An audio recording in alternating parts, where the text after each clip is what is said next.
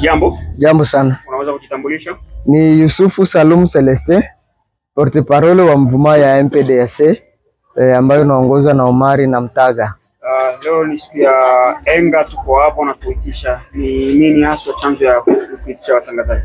Kama nimewaitisha hapa, kwanza ni kukuja kuwaonesha vitu ambavyo tumepokea na kutoa shukurani kwa wale ambao wametupatia vitu.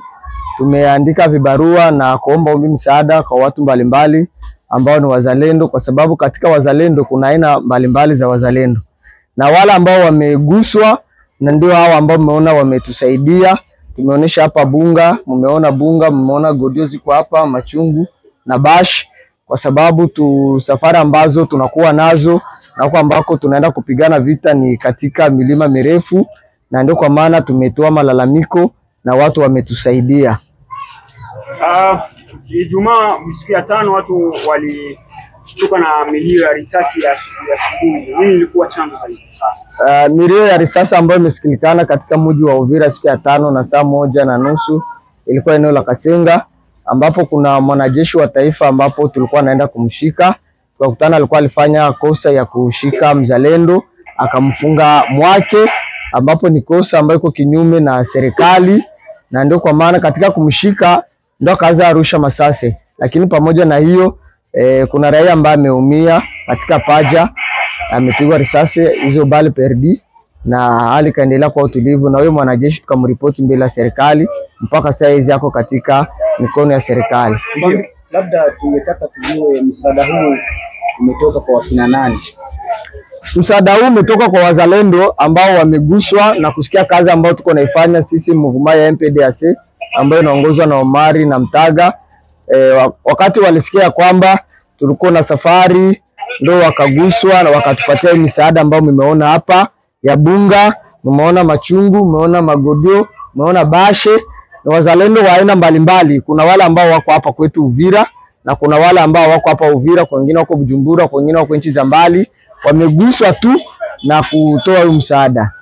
Labda ni ujumbe gani hasa ambao unaweza kutolewa wengine wa diaspora ambao wakiona hizi image ni kama vile wazalendo ambao mmejitolea kufa na kupona ili mtetee nchi, labda nao wanaweza kuwa na kile cha kusaidia? Ujumbe ambao tunatosha, tunaita wakongomani wote wa diaspora ambao wanatusikiliza ya kwamba waige mfano wao wenzetu wazalendo ambao wamefanya hili tendo, ili kesho yake wajaribu nao kutusapoti, kutusaidia kupitia njia mbalimbali. Ndio malalamiko ambayo tunapana, watusaidie kwa sababu tunajitoa kupigania udongo wa mababu zetu. Watusaidie kabisa, ili kesho yake wakisikia au wakiona hii video wajaribu nao kutuma mchango wao, ili tuangalie jinsi tutakomboa nchi yetu na mwingine yetu ambao tumeachwa na wababu. Ndio mkubwa, wewe ni msemaji kama vile ulivyotaja, unaweza kutuambia hali kwa sasa ya wazalendo mjini Uvira?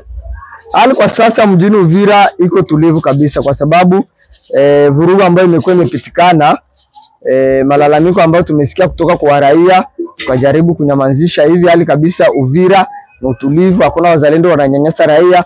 Kwanza tulifunga makasho za wazalendo, kwenda napiga marufuku zile kasho zote ambazo ziko kinyume na serikali.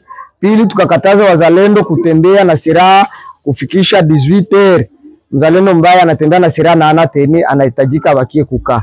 Ndio kwa maana katika Uvira kwa sasa tunaambia raia yote ijisikie huru, itembee. Kuna wale walitoa malalamiko ita watembee usiku, lakini kwa sasa naona aliko tulivu, watu wako natembea kuanzia 17h mpaka 21h 22h bila shida yoyote. Kuna hali ya wizi wa kutumia silaha saa 1 za usiku, saa 12 watu wanaiba kwenye maduka. Kuna hii tukio ambayo ilitokea karibu ya Radio Le Messager du Peuple, waliiba karibu nafasi 5, walikuwa wakivalia sare za kijeshi mpaka wakafika paka kumonima wako wanaiba.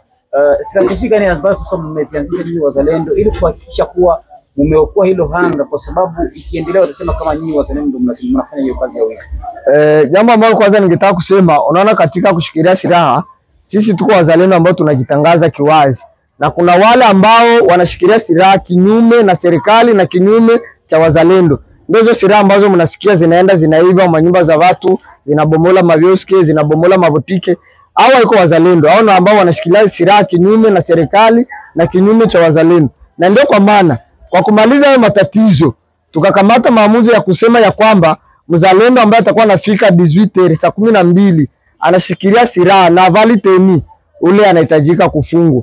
Afadhali akuwa anaongozwa na kamanda wake ama komanda wake ambaye ana escorte pale, na afadhali. Lakini akikuwa tu mzalendo ambaye anatembea na silaha na hana teni, ule kabisa tunamshika na tunamripoti kwa serikali, komanda wake ataenda Mgombola kule. Hizo ni mbinu ambazo tumezikamata kwa kutatua hayo matatizo. Pamoja na hiyo, tunaenda kuhimiza vijana wa Uvira, tunaenda kuhimiza serikali na masosiete civile zitusaidie kupiganisha hii vita ambayo iko naendelea naingia mji wetu wa Uvira, kwenda na bomoa manyumba, wa kuingilia mavioski. Je, swali la Azuri umelimaliza kwa sababu kulikuwa watu ambao walikuwa wananyanyasa raia pale?